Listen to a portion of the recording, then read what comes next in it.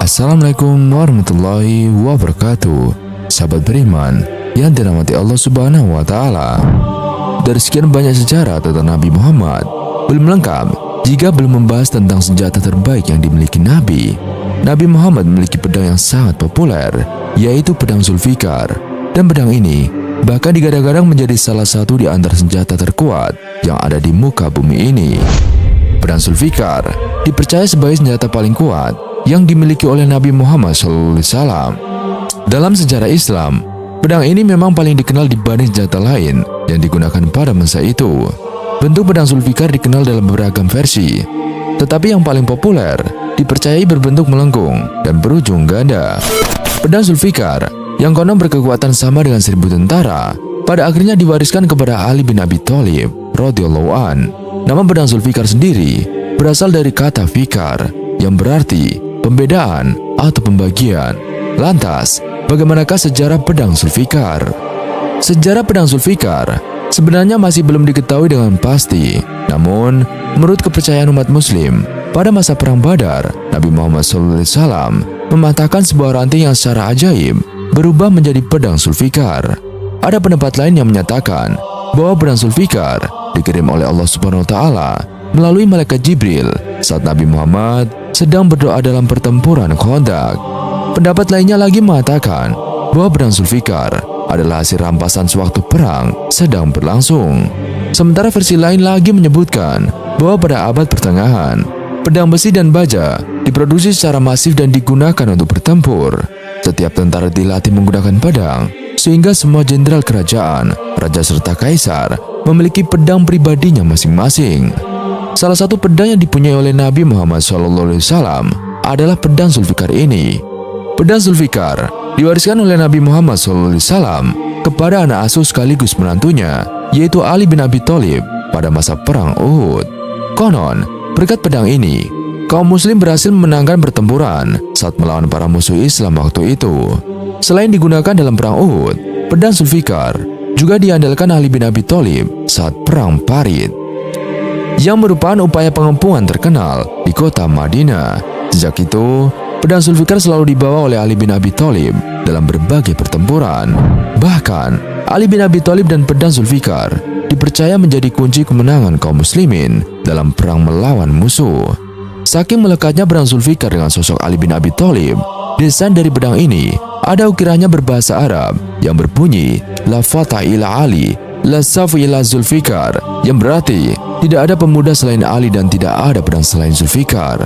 Dalam sejarah mencatat bahwa pedang ini selalu menemani Ali dalam setiap pertempuran. Setelah Ali wafat, kisah tentang pedang ini tidak lagi terdengar dan beredar kabar bahwa Nabi memiliki 9 pedang dan hanya 8 pedang yang dapat disimpan di Museum Topkapi di Turki dan ada pula di Museum Kairo, Mesir. Keberadaan pedang Zulfikar tidak pernah ditemukan dimanapun dan banyak beredar cerita saat menjelang hari akhir atau Imam Mahdi akan muncul. Ia dipercaya untuk menjadi pemegang pedang Zulfikar untuk terakhir kalinya. Namun hingga saat ini, keberadaan pedang tersebut masih misterius. Tidak ada yang tahu siapa pemegang pedang hebat tersebut. Dan sahabat, inilah fakta pedang Zulfikar, merangkum dari berbagai sumber. Dan berikut ini fakta unik mengenai pedang Zulfikar. 1. Asal-usul pedang Zulfikar. Tidak ada yang tahu secara pasti asal-usul pedang Zulfikar milik Rasulullah SAW ini, yang dikutip dari buku 25 Nabi Banyak Bermukjizat sejak Adam alaihissalam hingga Muhammad SAW, karya Utsman bin Affan bin Abul As bin Umayyah bin Abdus Syams. Kemungkinan Nabi Muhammad SAW mendapatkan pedang Zulfikar dari hasil rampasan perang Badar. Beliau juga mendapatkan unta milik Abu Jahal dari hasil jarahan tersebut. Pedang Zulfikar ini dipilih olehnya karena sesuai dengan statusnya sebagai seorang nabi. Menurut adat yang mengizinkannya memilih apapun yang disukainya dari barang rampasan perang sebelum dibagikan.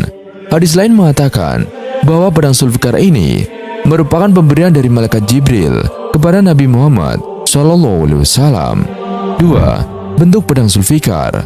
Dilansir dari jurnal Kemenak dengan artikel berjudul Ikonografi Zulfikar dan di dalam sejarah hubungan Turki dan Nusantara, karya Mozahamri bin Nizar, bahwa pedang Zulfikar memiliki seni pahatan yang khas, yaitu kalimat La Saif illa Zulfikar, tiada pedang kecuali Zulfikar. Dan pedang ini diberi nama Zulfikar yang berasal dari kata fikar, yang artinya pembedaan atau pembagian. 3. Kekuatan pedang Zulfikar. Pedang Zulfikar merupakan pedang yang sangat tajam. Dikutip dari buku terperangkap di dimensi lain, karya Ian Samudra, bahwa Nabi Musa alaihissalam menggunakan pedang Zulfikar ini untuk membelah Laut Merah agar ia dan kaumnya dapat berlari dari pasukan Ramses. 4. Warisan dan kehormatan pedang Zulfikar. Dikutip dari buku Fatimah Az-Zahra, Kerinduan dari Karbala karya Sibyl Raslan, bahwa Rasulullah SAW menghadiahkan pedang Zulfikar kepada Ali bin Abi Thalib radhiyallahu an ketika perang Badar. Ali kemudian membawa pedang ini dalam beberapa peperangan. Pedang Zulfikar juga merupakan lambang kehormatan bagi umat Islam. Dilansir dari jurnal Kemenak dengan artikel berjudul Ikonografi Zulfikar dalam Sejarah Hubungan Turki dan Nusantara, karya Mozahamri bin Nizar, bahwa pedang Zulfikar yang asli sudah tidak ditemukan lagi. Hanya terdapat replikanya dan digunakan untuk pameran. Terlepas dari hal tersebut, Zulfikar telah berkembang menjadi sebuah ikonografi tertua dan penting dalam sejarah Islam. 5. Hikmah dan pelajaran pedang Zulfikar. Tidak hanya sebagai senjata fisik yang dimiliki oleh Rasulullah, pedang Zulfikar ini melambangkan keberanian, ketajaman, dan juga keunggulan dalam bertempur di jalan Allah Ta'ala. Dengan adanya pedang Zulfikar ini, mengajarkan umat muslim untuk selalu berjuang dalam menghadapi tantangan dan musuh. Pedang Zulfikar juga mengingatkan umat muslim untuk selalu bersyukur atas nikmat dan karunia yang diberikan oleh Allah Subhanahu wa Ta'ala. Nah, itulah beberapa fakta tentang pedang Zulfikar. Lantas benarkah ada 8 pedang legendaris dan salah satunya milik Nabi yang disimpan di Museum Topkapi di Turki dan ada pula di Museum Kairo Mesir yang dilansir dari beberapa sumber? Lalu adakah pedang Zulfikar di sana? Simak video kali ini sampai habis. 1. Pedang Excalibur. Excalibur atau juga dikenal dengan pedang di batu. Ini menurut legenda siapapun yang berhasil menarik pedang ini dari batunya dapat menguasai Inggris. Tidak ada yang berhasil menariknya kecuali Raja Arthur. Meski begitu, sebagian ahli sejarah berpendapat ada bukti menunjukkan pedang ini ternyata nyata. Dalam sebuah gereja di Monte Siepi, Italia, ada sebuah pedang kuno yang tertancap ke batu dan dikatakan merupakan awal mula dari legenda ini. Pedang di Italia tersebut dikatakan merupakan kepemilikan pendeta Galgano di abad ke-12. 2. The Glory of Tin Power. Pedang ini konon dibuat oleh sepasang suami istri penyihir dari Tibet. Cinta pasangan ini membuat pedang ini dimasuki roh agung dan mendapatkan kekuatan untuk melindungi pemiliknya melawan kekuatan apapun, khususnya magis. 3. Pedang Wallace. Apakah sahabat pernah menonton film Braveheart? Diceritakan, seorang pahlawan nasional Skotlandia, William Wallace, menggunakan pedang itu saat berperang melawan Inggris yang menjajah Skotlandia waktu itu. Pedang ini dapat dilihat secara nyata pada Museum Nasional Wallace Monument. Walaupun sudah mengalami perubahan dari bentuk aslinya, konon pedang ini disebut misterius karena sarungnya. Menurut cerita, sarung pedang dibuat dari daging seorang bendahara Skotlandia sampai kulitnya. Bahkan Raja James IV mengubah pedang ini karena dikatakan pedang kualitas tinggi ini tidak cocok dengan aksesoris yang mengitarinya. 4. Pedang 7 cabang atau Seven Bracket Sword. Pedang misterius ini ditemukan di kuil Isonokami, Jepang. Pedang ini memiliki 6 cabang di sisi dan ujungnya sebagai cabang ke-7. Pedang ini masih dapat dilihat di kuil Isonokami, Jepang. Dari tulisan yang ada di pedang, konon dibuat dari baja yang dikeraskan 100 kali. 5. Pedang Muramasa. Diriwayatkan, begitu pedang ini dikeluarkan dari sarungnya, maka setidaknya ia harus mencicipi darah. Dan jika tidak, maka akan membuat pemiliknya menjadi gila dan berubah menjadi pembunuh yang akhirnya bunuh diri. 6. The Sword of Gojan. Sebuah pedang luar biasa yang ditemukan di Chinas pada tahun 1965. Walaupun sudah berumur lebih dari 2000 tahun, tidak ada tanda karat sedikit pun pada pedang ini. Dan pedang ini masih sangat berkualitas tinggi. Dengan satu sentuhan, seorang peneliti jarinya langsung terluka. 7. Honjo Masamune. Pedang Masamune disebut juga pedang kebaikan. Menurut cerita pedang, ini menolak memotong apapun. Ikan akan berenang mengitari pedang, daun akan bergeser melewati pedang, dan udara akan mengitari pedang tersebut. 8. Pedang Zulfikar. Misteri keberadaan pedang Nabi Muhammad SAW itu akhirnya terkuak setelah seorang pemuda asal Yaman mengklaim menemukan pedang legendaris tersebut. Seperti yang dinukil dari gulfnews.com, pemuda yang tidak disebutkan namanya itu menemukan pedang yang dipercaya diberikan Rasulullah SAW sebagai hadiah kepada Ali bin Abi Thalib radhiyallahu an, sepupu sekaligus menantunya. Ali adalah khalifah keempat setelah Abu Bakar radhiyallahu an, Umar bin Khattab, dan Utsman bin Affan radhiyallahu an. Selain menemukan pedang Zulfikar, pemuda itu dilaporkan juga menemukan Al-Quran kuno. Al-Quran dalam bentuk kitab itu diklaim sebagai Al-Quran tertua sejagat. Rasulullah hidup pada 570 sampai 632 Masehi. Al-Quran dibuat dalam bentuk kitab dan diperkenalkan kepada dunia pada masa Khalifah Utsman bin Affan pada 610 sampai 632 Masehi. Lalu, di Indonesia sendiri terdapat sebuah pedang yang legendaris. Apakah benar itu pedang legendaris? Pedang ini berukuran sangat besar dan tertancap di atas Gunung Manik. Aneh tapi nyata, apakah pedang ini juga merupakan salah satu pedang Zulfikar? Agar tidak salah paham, lebih baik tonton sampai habis. Bagi pengendara yang sering bolak-balik lewat Bandung Cianjur via Cipatat, pasti tidak asing dengan sebuah belati raksasa yang tertancap di atas tebing saat melintas di Desa Citata, Kabupaten Bandung Barat. Mungkin sahabat akan bertanya-tanya, bagaimanakah belati tersebut bisa berada di atas tebing Gunung Manik yang memiliki ketinggian 48 meter itu? Apakah benda itu jatuh dari langit? Setidaknya, belati tersebut sudah menancap di atas tebing tersebut sejak 2004 lalu. Dari mitos yang beredar, belati tersebut muncul dari dalam gunung bebarengan dengan tsunami di Aceh dan gempa di Jawa Barat. Jika ditelisik lebih seksama lagi, benda berukuran raksasa berwarna hitam di atas Gunung Manik itu ternyata merupakan sebuah belati. Namun jangan bayangkan belati yang dibuat dari besi, melainkan sebuah monumen yang dibangun dari campuran material semen, batu, dan juga pasir. Banyak lagi cerita lain.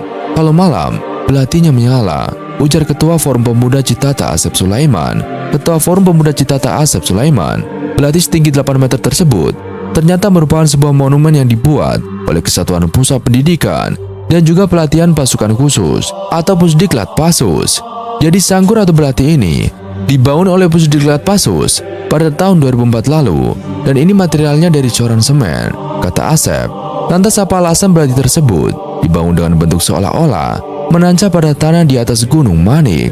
Asep mengatakan hal itu sebagai penanda teritorial, apalagi lokasi tersebut sudah digunakan sebagai tempat latihan RPKAD sejak tahun 1965. Jadi bukan tanpa alasan dan bukan tanpa tujuan sangkur komando ini dibuat. Yang utama itu untuk menandakan kalau daerah ini merupakan tempat latihannya Kopassus, kata Asep. Ia mengaku tak sedikit pihak yang mengaitkan keberadaan belati tersebut dengan kisah mistis. Bahkan segelintir orang yang mengaitkan munculnya belati itu dengan peristiwa tsunami Aceh yang kebetulan terjadi pada tahun yang sama. Padahal yang bukan seperti itu. Jadi belati ini memang dibuat untuk menandai kalau Gunung Manik ini sebagai area latihan prajurit Kopassus yang bersambung dengan tempat lainnya, yakni Situ Lembang, kemudian Cilacap, ujar Asep. Asep juga menjelaskan jika pembangunan belati raksasa itu berlangsung selama 21 hari. Namun ia tidak bisa menyebut secara rinci siapa pihak yang merancang belati tersebut. Saya cuma bisa sampaikan kalau ini dibangun selama 21 hari dan informasi rinci lainnya belum bisa disampaikan, termasuk siapa yang mendesainnya, kata Asep. Untuk mencapai puncak Gunung Manik tanpa perlu memanjat, traveler bisa melalui jalur samping yang lebih aman, tepatnya melalui permukiman warga Kampang Cicocok, RT 3, RW 3, Desa Citata. Begitu sampai di puncak, kita akan disuguhkan dengan pemandangan karet Citata yang keindahannya terus memudar karena eksploitasi penambahan bebatuan. Ya makanya saya punya keinginan untuk membalikan kondisi karet tebing 48 Gunung Manik jadi seperti tahun 80-an yang rimbun. Sekarang progresnya baru 55% dan kita terus membutuhkan dukungan pengadaan bibit, ungkap Asep. Nah, itulah penjelasan yang dikira pedang ternyata adalah sebuah monumen yang terdapat di atas Gunung Manik. Lalu di Indonesia sendiri, adakah sebuah pedang peninggalan Nabi? Jawabnya tidak ada. Namun berapa kali ada sebuah pameran replika pedang Rasulullah di beberapa tempat di Indonesia yang digadang-gadang sudah menjelajahi 43 kota di Indonesia. Selama 3 tahun ini, sudah mengelilingi 43 kota dan kabupaten di Indonesia, paling banyak di Kalimantan dan Jawa. Ujar Subhan dari tim pedang Nabi. Subhan menjelaskan, pedang Nabi Muhammad SAW hanya boleh dipegang oleh tim pedang Nabi, dan yang boleh memegang dan merapikan pedang ini hanya tim dari pedang Nabi. Hal itu, kata dia, untuk meminimalisir resiko terjadinya hal-hal yang tidak diinginkan. Pedang Rasulullah ini pernah dipamerkan di sebuah kota Bogor pada acara Islamic Bonfire. Selain di Bogor, pameran ini juga pernah di kota Malang, dan ada sebuah replika sebanyak 27 pedang milik Nabi Muhammad SAW dan para sahabatnya, dan kini bisa dilihat di gedung Skodam Fibra Wijaya Kota Malang. Selain pedang, pengunjung juga bisa melihat aneka benda pribadi yang pernah digunakan Nabi saat menyebarkan agama Islam ribuan tahun silam. Terdapat di antaranya sandal atau alas kaki Nabi, tongkat, dan juga busur panah milik Nabi. Total ada 27 replika pedang dan berbagai benda lain milik Nabi, kata Ali Azumardi Azra, panitia pameran Islamik Fire Skodam Brawijaya Kota Malang. 2 replika pedang Nabi yang turut dipamerkan antara lain yaitu Al-Qadib dan Al-Madhur. Al-Qadib disebutkan sebagai pedang yang tak pernah digunakan Nabi untuk berperang. Pedang itu memiliki panjang sekitar 100 cm dan dibungkus sarung yang terbuat dari kulit binatang. Pada sisi pedang, terdapat ukiran lafal syahadat yang berarti tiada Tuhan selain Allah. Sementara pedang kedua milik Nabi adalah pedang Al-Madhur. Pedang ini tersepuh emas dengan sarung yang berhias batu safir. Pedang ini tersepuh emas dengan sarung yang berhias batu safir.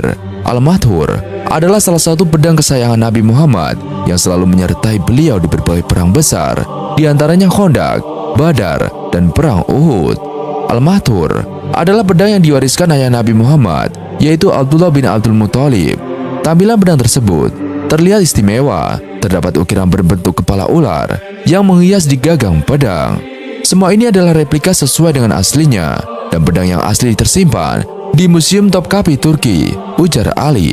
Di lokasi ini, pengunjung juga bisa melihat replika alas kaki milik Nabi, tongkat, dan juga busur panah.